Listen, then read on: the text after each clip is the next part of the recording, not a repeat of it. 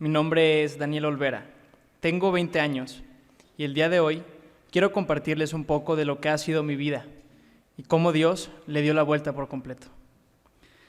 Desde muy pequeño, por medio de mis papás, escuché acerca de Dios, sobre su amor y la historia de Jesús.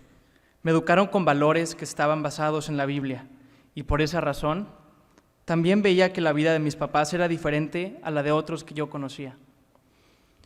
Pero conforme fui creciendo, empecé a tomar decisiones que sabía no eran correctas, ni me dejarían nada.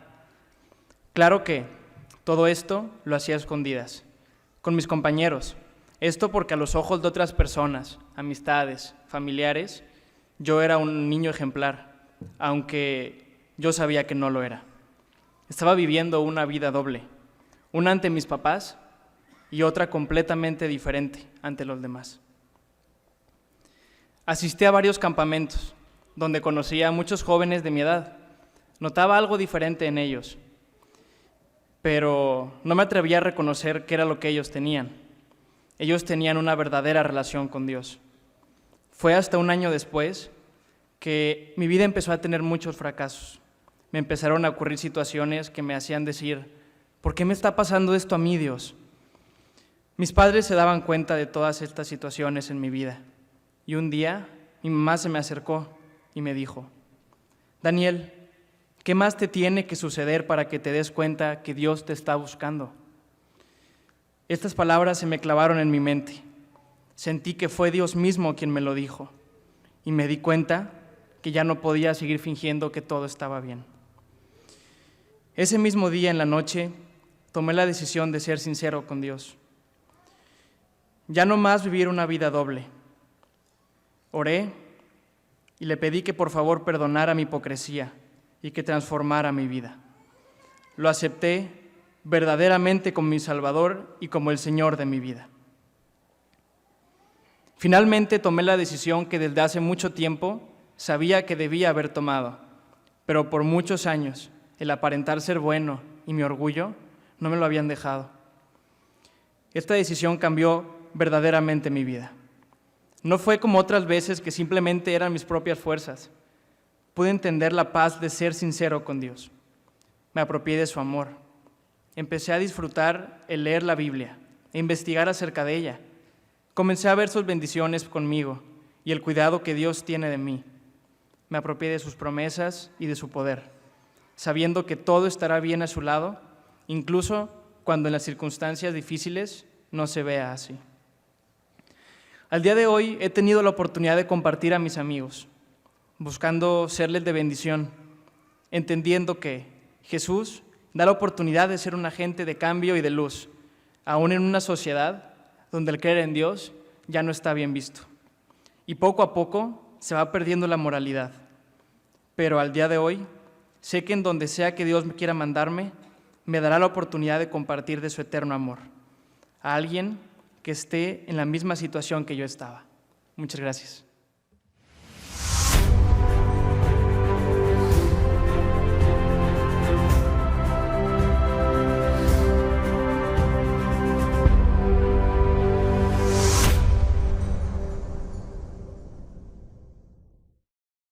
Sin temor a equivocarme, la gran mayoría ha oído hablar de los 10 mandamientos de la ley de Dios que Dios reveló a Moisés en el monte Sinaí.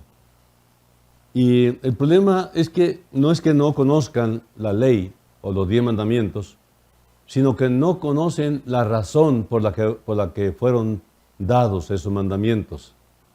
A esta ley se le conoce también como ley mosaica, por causa de haber sido revelada a Moisés. Entonces, la palabra nos da instrucción clara. Por eso bien dice Jesús, erráis ignorando las Escrituras y el poder de Dios. Cuando uno ignora la Escritura, uno inventa. Uno trata de colocar palabras como si fueran de Dios, palabras que Dios nunca dijo y que Dios nunca pronunció. Entonces, la ley realmente, como Dios la reveló aquí, tiene una finalidad, y la gracia viene siendo el cumplimiento o el razón de la ley. Por eso dice la palabra, el fin de la ley es Cristo. O sea, Cristo representa la gracia. El apóstol Pablo, en Romanos 5, él explica la diferencia. Entonces, el título del mensaje de hoy es La ley y la gracia, de la serie que hemos iniciado con el título de El Dios de toda gracia. El apóstol Pablo, en Romanos 5, 19 al 21, dice, porque así como por la desobediencia de un hombre los muchos fueron constituidos pecadores, así también por la obediencia de uno los muchos serán constituidos justos. Pero la ley se introdujo para que el pecado abundase, más cuando el pecado abundó, sobreabundó la gracia, para que así como el pecado reinó para muerte, así también la gracia reine por la justicia para vida eterna, mediante Jesucristo, Señor nuestro. En otra traducción, la Nueva Traducción Viviente, dice, por uno solo que desobedeció a Dios, muchos pasaron a ser pecadores, pero por uno solo que obedeció a Dios, muchos serán declarados justos. La ley de Dios fue entregada para que toda la gente se diera cuenta de la magnitud de su pecado, pero mientras más pecaba la gente, más abundaba la gracia maravillosa de Dios. Entonces, así como el pecado reinó sobre todos y los llevó a la muerte, ahora reina en cambio la gracia maravillosa de Dios, la cual nos pone en la relación correcta con Él y nos da como resultado la vida eterna por medio de Jesucristo nuestro Señor. Moisés era el representante de la ley. Ustedes recuerdan que él llevó a los hijos de Israel a través del desierto y los trajo hasta el río Jordán, pero allí los dejó. Ahora, él pudo llevarlos hasta el río, que es un tipo de la muerte y el juicio, pero Josué, que significa Jesús el Salvador, los llevó directamente a través de la muerte y el juicio, a través del Jordán, a la tierra prometida. Y aquí tenemos la diferencia entre la ley y la gracia, entre la ley y el Evangelio. Tomemos otra ilustración. Juan el Bautista fue el último profeta de la dispensación antigua, o como dicen algunos, conforme al orden antiguo. El último profeta bajo la ley fue Juan el Bautista. Ustedes recuerdan que antes de que Cristo hiciera su aparición en el río Jordán, el clamor de Juan día a día era, arrepentíos, que el reino de los cielos se ha acercado. Él tronó desde la ley. Él llevó a sus oyentes bajo el río Jordán y los bautizó. Él los puso en el lugar de la muerte y hasta allí era hasta donde podía llevarlos. Pero había uno viniendo detrás de él quien podría llevarlos a la tierra prometida, si queremos llamarle así. Como Josué llevó al pueblo a través del río Jordán a Canaán, así Cristo bajo el río Jordán de la muerte, a través de la muerte y el juicio, hasta la tierra de la resurrección los llevó. Si ustedes recorren toda la Escritura, encontrarán que la ley lleva a la muerte, conduce a la muerte. El pecado reinó para muerte. Un amigo me estuvo contando recientemente que un conocido suyo, un ministro, que una vez fue llamado a oficiar un entierro, en lugar de un capellán que estaba ausente de una de las prisiones de la reina, Dwight Lyman Moody pronunció estas palabras que estoy diciendo ante una audiencia en Inglaterra. Él notó que siguió el cuerpo del delincuente a la tumba. Cuando la tumba estaba siendo cubierta, este hombre le dijo al ministro que él era un oficial de la ley, cuyo deber era mirar el cuerpo del culpable hasta que éste fuera enterrado y se perdiera de vista. Este era el fin de la ley británica, con doble significado: la finalidad y a la vez el límite o el fin de la ley. Y eso es lo que la ley de Dios hace al pecador. Le lleva derecho a la muerte y lo deja allí. Tengo compasión en lo profundo de mi corazón por aquellos que están intentando salvarse por medio de la ley, cosa que nunca sucederá. Ella nunca lo ha hecho, nunca ha salvado a nadie, porque no fue dada para que se salvara la gente. Nunca querrá salvar a nadie y nunca podrá salvar el alma de nadie. Cuando las personas dicen que van a intentar y harán lo mejor de sí para así salvarse a sí mismas por medio de la ley, bueno, realmente al entrar en ese terreno, muchos han hecho alguna vez alguna mejora de su conducta, de su vida, pero todavía en su interior hay una conciencia que los acusa, concediendo que pudieran haber tenido una oportunidad para ellos, para el cambio, si es que la tuvieran. ¿No hubo alguna vez un tiempo cuando pudieron haber hecho un poco mejor de sus vidas? Algún cambio genuino en sus conductas y en sus vidas. Si un hombre quiere hacer lo mejor de sí, pues que hacer. Solamente es la gracia, el Evangelio, es la persona de Cristo la que puede cambiar tu vida, no la ley. Y esa es la mejor cosa que cualquier hombre o mujer puede hacer. Aquí viene una pregunta. Entonces, ¿para qué fue dada la ley? Si no salva, entonces la ley. Puede sonar bastante extraño, pero la ley se dio para tapar la boca de todo hombre. Nosotros sabemos, como dice la palabra, que lo que la ley dice, a los que están bajo la ley lo dice. Y añade, para que toda boca se tape, para que toda boca se cierre y todo el mundo pueda ser culpable ante Dios. Por consiguiente, sobra de la ley, ninguna carne, ninguna persona será justificada ante su vista, pero porque por la ley es el conocimiento del pecado. En otras palabras, la ley solamente es un espejo para que el pecador se vea pecador. La ley es negativa. La ley dice, no matarás, no tendrás dioses ajenos delante de mí, no codiciarás, no desearás. Muchas cosas son no. Y entonces, esto es como un espejo. ¿Hasta cuándo te darás cuenta que estás en pecado si no es frente al espejo que es la ley? ¿Cómo está sucia tu cara si no es por causa de un espejo? Pero una vez que descubres que el espejo revela que está sucia tu cara,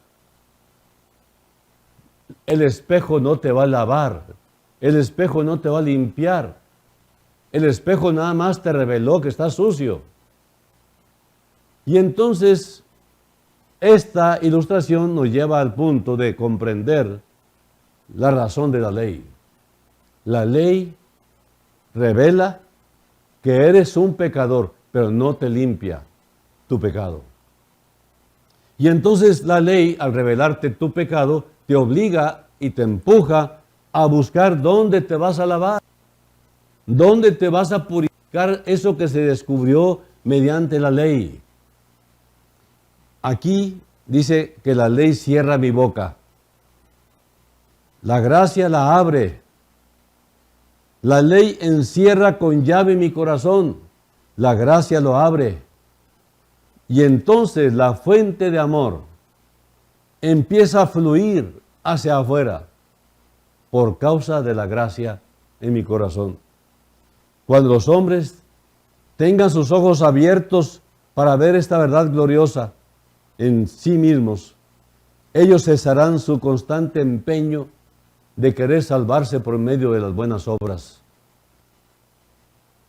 Ellos dejarán de intentar de hacer su propio camino, un camino al reino de Dios por las obras de la ley. ¿Han oído la frase, cada quien su religión?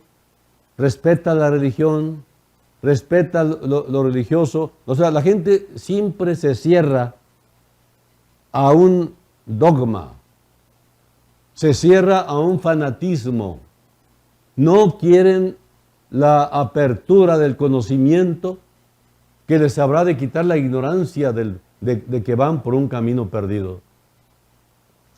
El punto es que ellos se darán por perdidos y tomarán la salvación como un regalo gratuito, por fin, cuando descubran que la ley no los lava, la ley no les perdona, la ley no perdona, la ley cobra, la ley demanda.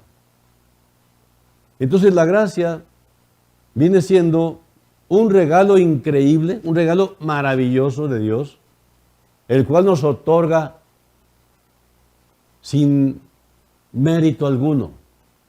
Nos regala el perdón. ¿El perdón de qué? De lo que nos reveló la ley. De que estamos bajo pecado y que no hay forma de que nos salvemos. Que estamos bajo maldición porque no podemos ni siquiera cumplir la ley tal cual. Ahora, la vida nunca vino por la ley. Cuando la ley fue dada, 3,000 hombres perdieron la vida, pero cuando la gracia y la verdad vinieron en el día de Pentecostés, 3,000 almas obtuvieron la vida eterna mediante una predicación del apóstol Pedro. Bajo la ley, si un hombre se volviera un borrachín, los magistrados lo sacarían y lo apedrearían hasta la muerte. Cuando el pródigo vino a casa, la gracia lo encontró y lo abrazó. La ley condena, la gracia te salva. La ley dice, apedréalo. La gracia dice, sálvalo, abrázalo. La ley dice, golpéalo. Y la gracia dice, bésalo. La ley lo persiguió y lo encerró. La gracia dijo, suéltalo y déjalo ir. La ley me dice, cuán desviado y equivocado estoy. Y la gracia viene y endereza mi camino. Si la ley es la puerta al cielo, entonces no hay esperanza para ninguno de nosotros. Un Dios perfecto puede tener solo una norma perfecta. El que ofende en un punto, dice Santiago 2:10, se hace culpable de todos los mandamientos. Así que todos pecaron, dice el apóstol Pablo, y están destituidos de la gloria de Dios. La palabra todos es un término absoluto y abarca todo ser humano, desde Adán y a través de todos los personajes de la Biblia, hasta el último ser humano. Todos están destituidos de la gloria de Dios.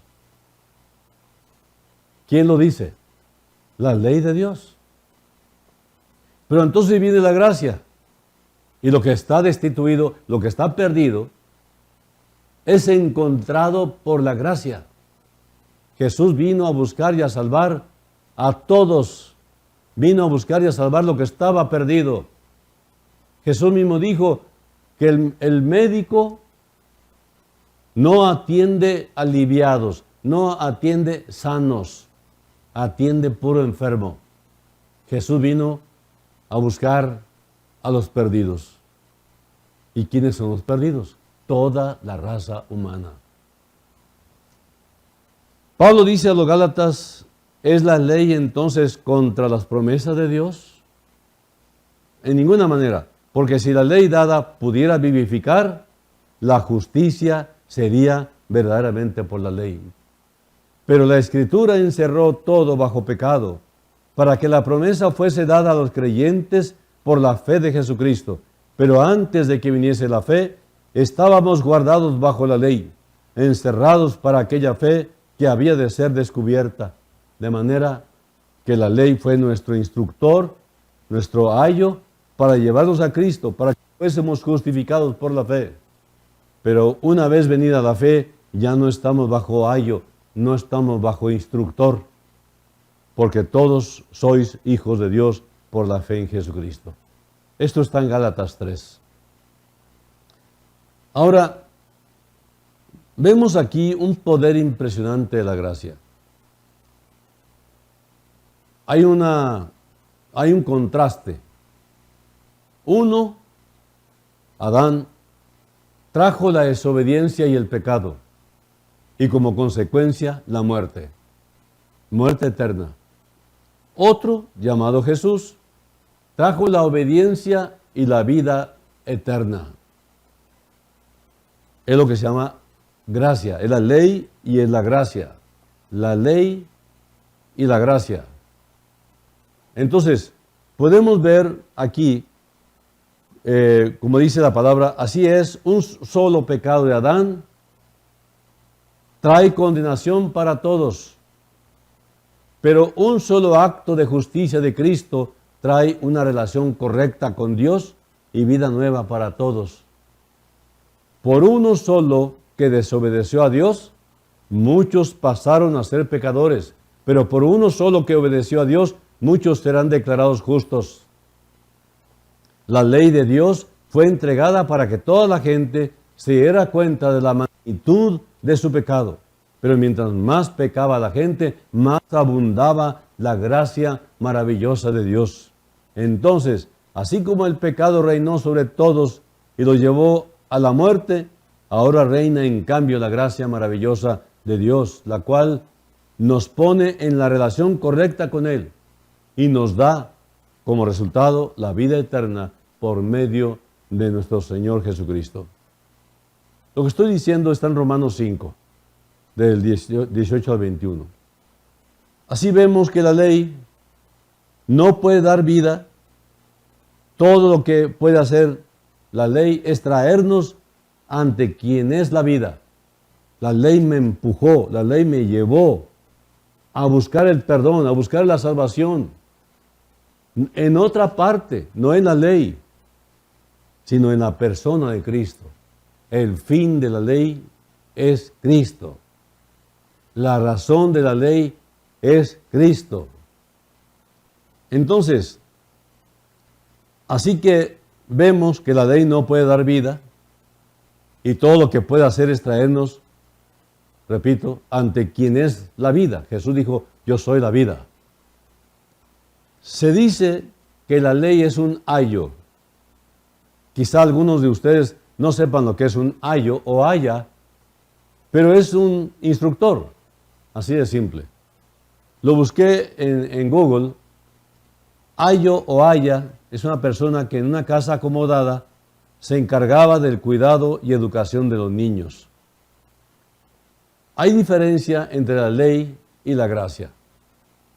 La ley es mi instructor, es mi cuidador, para que no me desbocara en toda la capacidad perversa, maligna y corrupta que tenemos los seres humanos. Para que no me desboque, está esa ley, que es la que me frena. La ley fue dada por Dios para frenarnos. Por eso hay autoridades puestas por Dios para frenar y que no se desboque el ser humano con esa tremenda capacidad de daño que tiene, de pecar que tiene. Cristo dice, si me amáis, guardad mis mandamientos. Mi maestro me dijo un día, dime cuánto amas la Biblia y te diré cuánto amas a Cristo. Él nos saca de debajo de la ley y nos pone bajo la gracia. La gracia romperá el corazón más duro. El amor de Dios fue el que lo impulsó a enviar a su Hijo unigénito al mundo para que Él pudiera salvarlo. Supongo que el ladrón que estaba al lado del Señor Jesús, por supuesto que era un criminal, había pasado por el juicio sin ser ablandado. Ahí estaba la ley cumpliendo su deber, ejecutando sentencia contra ese criminal. Probablemente la ley había endurecido su corazón, pero sobre la cruz, ahí, atado en aquel madero, el ladrón, el criminal, no dudo que oyó aquella impresionante oración del Salvador cuando dijo: Padre, perdónalos porque no saben lo que hacen. Lo impresionante es que la gente que lo estaba maltratando era el objeto de su amor, eran los que él, por lo cual había venido. Esa gente que lo estaba clavando en la cruz, esa gente que lo había lastimado tanto, a tal grado que su boca estaba inflamada por tantos golpes, de esa boca lastimada brotó esa expresión gloriosa que dijo: Padre, perdónalos porque no saben lo que hacen. No me lo puedo imaginar, pero su boca estaba inflamada, su rostro estaba totalmente desaparecido por tanto golpe. Y salió de esa boca hermosa: Padre, perdónalos porque no saben lo que hacen. Y seguramente ese criminal oyó esas palabras y dijo: válgame, esta es mi oportunidad. Este hombre ama. Y entonces es cuando oyó esa expresión: Padre, perdónalos, y entonces quebró el corazón el criminal, provocando que clamara: Señor, Jesús, Señor, acuérdate de mí cuando vengas en tu gloria. Este hombre pecador fue llevado a pedir misericordia. Yo no creo que haya ningún hombre totalmente tan perdido sin que la gracia de Dios lo alcance y ablande su corazón. No importa qué tan fuerte sea tu pecado, no importa qué tan bajo has caído, todavía dice el Señor: Dios, perdónalo, porque no sabe lo que hace. Así que hay una gran diferencia entre la ley y la gracia. Dice Romanos 5, 1 y 2, estando justificados por la fe, o justificados pues por la fe, tenemos paz para con Dios por medio de nuestro Señor Jesucristo, por quien también tenemos acceso por la fe a esta gracia, en la cual estamos firmes y nos regocijamos en la esperanza de la gloria de Dios. Aquí aparecen tres cosas preciosas: la paz para el pasado, la gracia para el presente y la gloria para el futuro. La paz es inmediata, la gracia es permanente y la gloria es la esperanza. Es lo que te espera. No hay ninguna paz hasta que nosotros vemos la obra terminada de Jesucristo, hasta que podemos mirar atrás y ver la cruz de Cristo entre nosotros y nuestros pecados. Cuando vemos que Jesús fue el fin de la ley para justicia, como dice Romanos 10:4, que Él experimentó la muerte por cada hombre, como dice Hebreos 2:9, y que Él sufrió el justo por los injustos, como dice 1 de Pedro 3:18. Entonces viene la paz. Y luego tenemos la gracia, en la cual estamos firmes, dice. Hay abundancia de gracia para nosotros, tanto como la necesitemos, día tras día y hora tras hora. Luego hay gloria para el tiempo por venir. Una gran cantidad de personas parecen olvidarse que lo mejor está delante de nosotros. Nuestra corona será una corona de gloria. Dice 1 de Pedro 5:4, que es una corona de gloria. La ciudad que vamos a habitar es la ciudad de los glorificados. Las canciones que vamos a cantar son las canciones de los glorificados. Vamos a llevar vestidos de gloria y belleza. Nuestra sociedad será la sociedad de los glorificados. Nuestro descanso va a ser glorioso. El país en el que vamos a estar será lleno de la gloria de Dios y el Cordero. Todo esto y más nos llena de gloria y esperanza. Hay muchos que siempre están mirando hacia atrás del camino, lamentándose de los problemas por los que han pasado o por los que están pasando. Ellos siguen cargando los cuidados y ansiedades que se les ha pedido que entreguen una y otra vez. Jesús quiere llevar tu carga. Venid a mí todos los que estáis trabajados y cargados, y yo os haré descansar, fue lo que dijo el Señor. Él nos ha invitado a descansar. ¿Por qué debemos continuar tambaleándonos y titubeando bajo las cargas y cuidados de la vida cuando tenemos tales perspectivas delante de nosotros? Si más adelante hay solamente gloria, nuestras caras deberán relucir todo el tiempo brillantemente. Si un escéptico viniera aquí y mirara los semblantes de todo este público, él encontraría a muchos de ustedes mirando como si solamente estuvieran mirando la gloria ante ustedes. Un gozo y un rostro indescriptible. La gente le fascina ver los creyentes con esa virtud en su rostro saludable, sano, por el gozo que tienen en su interior de saberse perdonados. Muchas veces vemos a creyentes como si estuvieran permanentemente en un entierro. Pero es que ignoran las promesas, ignoran la palabra. Por eso se equivocan en vivir así. Tales personas se ven tristes y deprimidas. Ellas no parecen conocer mucho de la alegría del Señor. Ciertamente, si nosotros estuviéramos mirando directamente hacia la gloria que nos espera, nuestras caras se iluminarían continuamente con la luz del cielo. Nosotros podemos predicar por nuestros semblantes si queremos. Cuando más cerca estemos de esa tierra de gloria, donde estaremos con Cristo para siempre, tanta paz y alegría y descanso debemos tener. Si solamente quisiéramos acudir al trono de la gracia, tendríamos fuerza para soportar todos nuestros problemas y pruebas. Alguien ha compilado lo siguiente, lo cual describe bellamente el contraste entre la ley y la gracia. La ley fue dada por Moisés. La gracia y la verdad vinieron por Jesucristo.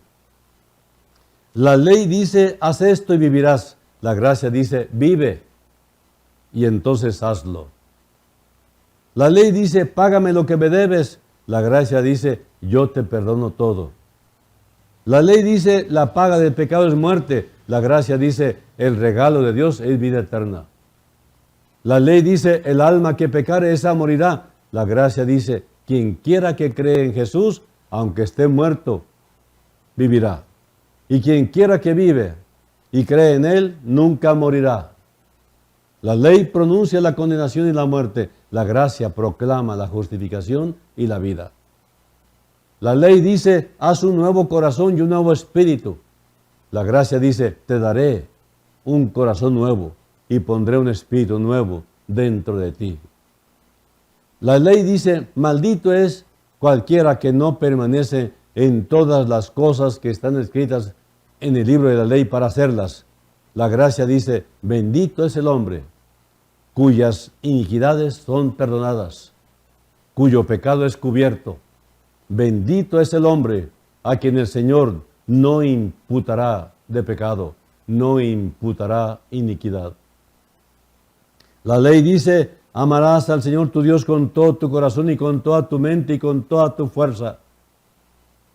La gracia dice, aquí está el amor. No en que nosotros amamos a Dios, sino que Él nos amó y envió a su Hijo para ser la propiciación, nuestro sustituto por nuestros pecados. La ley habla de lo que el hombre debe hacer para Dios, la gracia cuenta lo que Cristo ya hizo, lo que ya está hecho para el hombre. La ley se dirige al hombre como parte de la vieja creación, la gracia hace a un hombre un miembro de la nueva creación. La ley tiene que ver con una naturaleza. La gracia crea una naturaleza inclinada a la obediencia. La ley exige obediencia por el terror al Señor. La gracia suplica a los hombres por las misericordias de Dios. La ley exige santidad. La gracia da santidad. La ley dice condénalo. La gracia dice abrázalo. La ley habla de sacrificios sacerdotales ofrecidos año por año continuamente que nunca podían hacer perfectos a los que los ofrecían. La gracia dice, pero este hombre, después de que ha ofrecido un sacrificio para siempre por los pecados, con una sola ofrenda, hizo perfectos para siempre a los santificados. La ley declara que los que han pecado en la ley serán juzgados por la ley.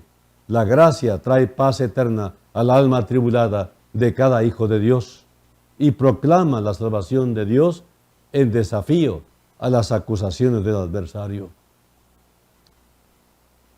Dice Romanos 5:24, Juan 5:24, de cierto os digo, el que oye mi palabra y crea al que me envió, tiene vida eterna y no vendrá condenación, mas ha pasado de muerte a vida. Dice el contexto, les digo la verdad, todos los que escuchan mi mensaje y creen en Dios, quien me envió, tienen vida eterna. Nunca serán condenados por sus pecados, pues ya han pasado de la muerte a la vida. Y les aseguro que se acerca el tiempo, de hecho ya ha llegado, cuando los muertos oirán mi voz, la voz del Hijo de Dios, y los que escuchen vivirán. El Padre tiene vida en sí mismo y le ha entregado a su Hijo ese mismo poder de dar vida. Y le ha dado autoridad para juzgar a todos, porque es el Hijo del Hombre. No se sorprendan tanto. Ciertamente ya se acerca el tiempo en que todos los que están en las tumbas oirán la voz del Hijo de Dios y resucitarán de entre los muertos. Los que hicieron el bien resucitarán para gozar de la vida eterna. Y los que continuaron en su maldad resucitarán para sufrir el juicio final ante el gran trono blanco.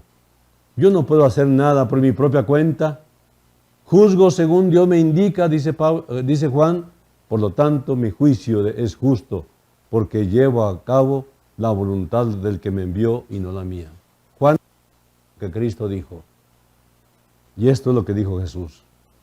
¿Saben qué? Todo esto es por pura gracia.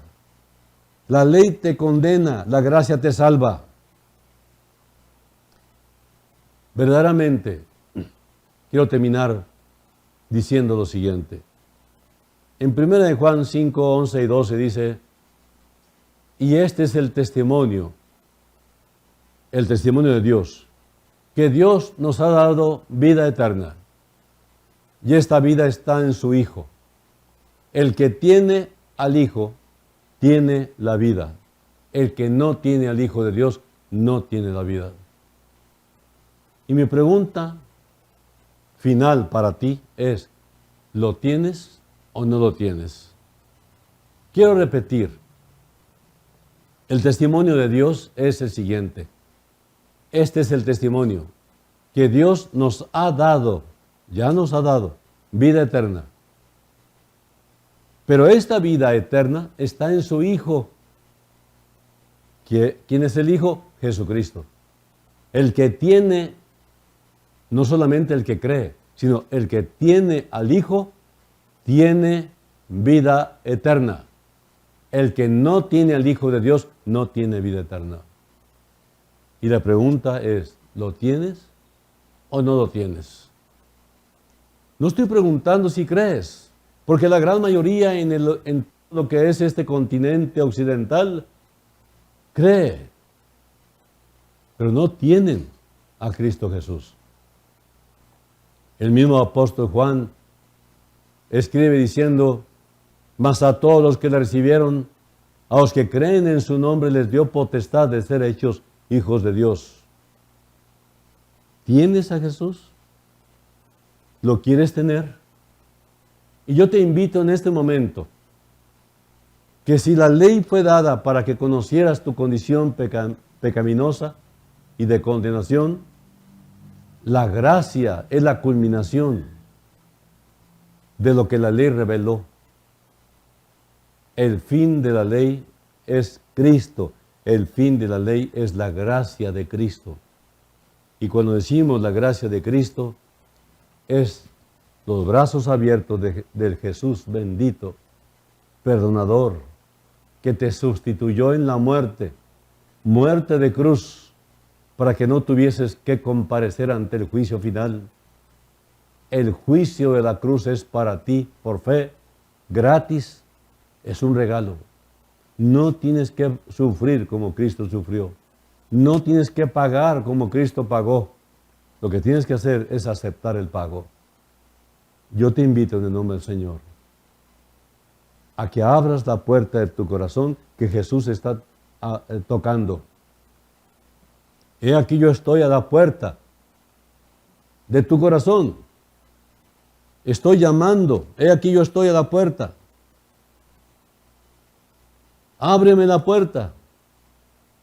Y si me abres la puerta, yo entraré en ti y estaré contigo por la eternidad. Y quiero, antes de orar por ti, leer lo siguiente. Dice Juan 1:14, y aquel verbo fue hecho carne y habitó entre nosotros, y vimos su gloria, gloria como del unigénito del Padre, lleno de gracia y de verdad. Otra vez la gracia. Y en Hechos 6:8 dice que Esteban, un discípulo, lleno de gracia y de poder, hacía grandes prodigios y señales entre el pueblo. La clave para todo es la gracia. O sea, es Jesús. Él es la gracia personificada. Ora conmigo, mi amigo. Ora conmigo, hermano. Y vamos a pedirle al Señor con el corazón en la mano, rogándole que nos perdone, que limpie nuestro corazón. Repite conmigo, por favor, y dile: Dios de toda gracia, te doy gracias por este conocimiento tan simple, tan sencillo, pero suficiente para comprender cuál es la clave para el perdón de mis pecados.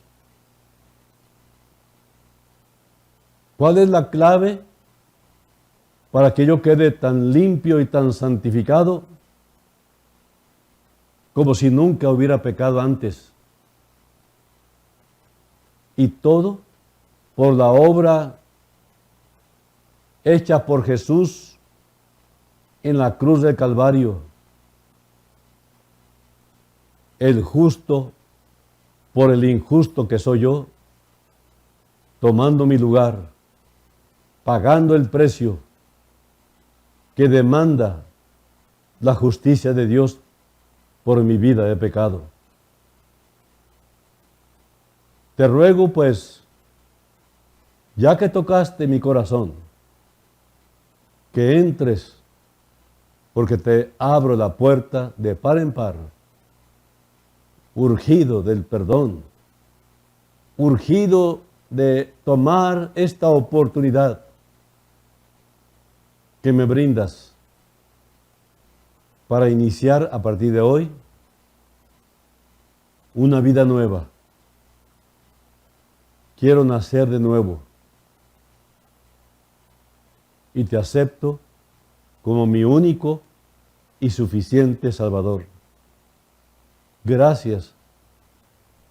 Gracias, Dios Padre, por invitarme a ser parte de tu familia,